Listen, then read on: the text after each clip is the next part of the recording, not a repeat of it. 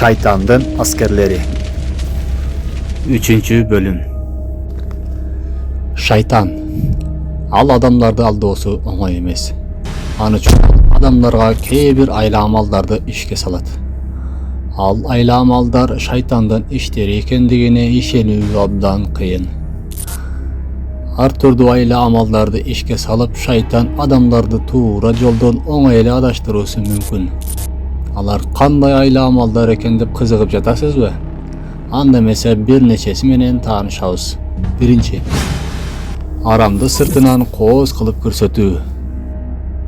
Бул биринчи жана алдоо үчүн эң оңой жол. Ал токтоосуз түрдө туура эмес нерсени туурадай көрсөтүүгө аракет кылат. Шайтан арам болгон нерсени сизге ушунчалык кооз кылып көрсөтөт, натыйжада сиз күнөө болуусуна карабай ал ишти кылып коюшуңуз мүмкүн. Куранын Хижр сүрөсүнүн 39-аятында ушундай дейт. Иблис айтты: "О Раббим, мени адаштырганың үчүн мен аларга жердеги күнөө нерселерди көз көрсөтүп, бардыгын азгырам." Иблис Адам алейхиссаламды алдаганда да ушул жолдон пайдаланган эле. Адам ата жана обайын эне жегенге тыюу салынган мөмөдөн ушул ыкма менен мөмөнү кооз кылып мактап жедирген эле. Эгер ушул дарактын мөмөсүн жесеңер бейиште түбөлүк каласыңар жана албетте периштелерге айланасыңар деген эле. Ал ушунчалык аларды кызыктырып арбап алгандыктан табиятында кооздукка, башкаларга атаандашууга кызыгуучан болгон алар Иблистин сөзүнө кирип, аны жеп бейиштен куулушкан. Ааламдагы биринчи рекламаны дагы дал ушул иши менен Иблис жасаган. Аллах Таала Кур'ан-ы Каримде ушундай дейт: "Аллахка ант, о Мухаммад, биз сенден мурунку эл үммөттөргө да пайгамбар жибергенбиз. Бирок кийин шайтан аларга ширк иштерин кооз көргөзүп, ошол күндөгү доордогу башчылары болуп алган. Аларга кыйноочу азап бар." Экинчи, жакшы амалдарды кийинкиге калтыруу. Шайтандын айлаларынын дагы бир жолу жакшы иштерди кийинкиге калтырып, анан кылам, эртең кылам, кийинки айда, кийинки жылы кылам, акчам көбөйсө кылам, ушул иштеримди бүтүрүп алып анан кылам дедиртип улам адаштыра берет. Шайтан сизге намаз окууңузга дагы убакыт бар экенин, али үлгүрөсүң деп сизди ынандырат. Мен көп жаштарды уккан, мен намаз окуум үчүн али көп убакытым бар. Азыр жашмын го, окуп же иштеп, үй жайымды бүтүрүп, карьерамды куруп, ойноп күлүп алышым керек. Намазга болсо кийин деле кенен кесир үлгүрөм дегендерин көп жолу көргөм. Бирок ошол эле маалда үлгүрбөй калгандарын да көп көрдүм. Элестетиңиз, сизге өмүр аз берилген болсо эмне кыласыз? Ибадат үчүн бул дүйнөгө жаралып, такыр башка жумуштарды кылып, Аллахтын алдына барсаңыз кандай абалда каласыз? Эмне шылтоону айтасыз? Эгер эртең баштаймын деп жатсаңыз да, сиз намазды бүгүн баштаңыз. Себеби сиздин эртең окуйм деп жаткан оюңузда шайтандын дал ушул азгыруусу. Эгер ушундай болсо, Аллахтын айтканын анан кылам деп шайтандын айтканы менен жашап жаткан болуп калышыңыз мүмкүн. Шайтандын сиздин убакыт деген лимитиңизди көп пайызын башка жактарга иштеттирүүсүнө жол бербеңиз.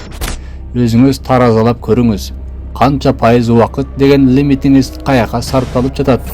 Аллахка жакындатуучу амалдаргабы же шайтангабы? Шайтандын убактыңызды текке кетирип жиберүүсүнө жол бербеңиз. Шайтандын азгыруусунун кийинки ыкмасы. Үчүнчү, шайтан убада кылган дүйнө ырахаттары. Ал инсанды эмне каалоолору жана напсиси эмнени жакшы көрүүсүнө өтө катуу көңүл бурат. Ал сизди дайым ошол жакка тартып кызыктырат. Башкалар менен атаандаштырып, байлыкта, машина минүүдө, үйүңүздү кооздоодо, кооз кийинүүдө жана башка орусча айтканда роскошторго кызыктырып, ошол нерселерди элден калып жатасың деп азгырат. Дос душмандын көзүнчө артта калба, сен жакшы жашоого татыктуусуң деп азгырат. Ошентип отуруп сиз убактыңызды кайда иштетип жибергениңизди билбей да каласыз. Аллах Таала Куранда мындай дейт: "Шайтан аларга убадаларды берет, жүрөктөрүнө куру кыялдарды салат. Шайтан аларга азгырыктан башка нерсени убада бербейт." Ниса сүрөсү 120-аят. Şaytan adamlarda ahiretine hiç bir paydası yok, nafsinin kaalosu jana arzu el arasında kadır barktığı körünü kıyalı menen alik kılıp koyat. Birine jetseniz anın kızığı getet, andan başkasına untulasız. Ağa jetseniz anın da kızığı getet, andan başkasına untulup jüre beresiz. Alar köp akça tabuu, uaktılуу köngül açuular, elen yedeytte oturup ömürünün ayaktap kalganın jana ahireti üçün hiç nerse kamday albay kalganın keç aňdap kalat. Bir minut bolsa da düýnödögi eň bay adamlar jönünde oy jügürtüp görüňüz. Alar ölüm töşeginde jatkanda bul düýnöde bir minut bolsa da kalıwlaryna baýlyktary jardam bere alaby? Jok. Antkeni Allah üçün bul düýnönün kadyr barky, çymyndyn kanatynçalykda kadyry jok. Anın bary Allah'tyn özünükü. Alardyn baýlyktary Allah'tyn joluna işletilgende gana soop degen valutaga almaşyp ahiretde paýda berýüsi mümkün. 4. Şaytan özün adamlarga meýirimdүү kılıp körsetýüsü. Şaytan adamlarga bir gana jakşylykty kaalosun aytyp alardy joldan azgırat.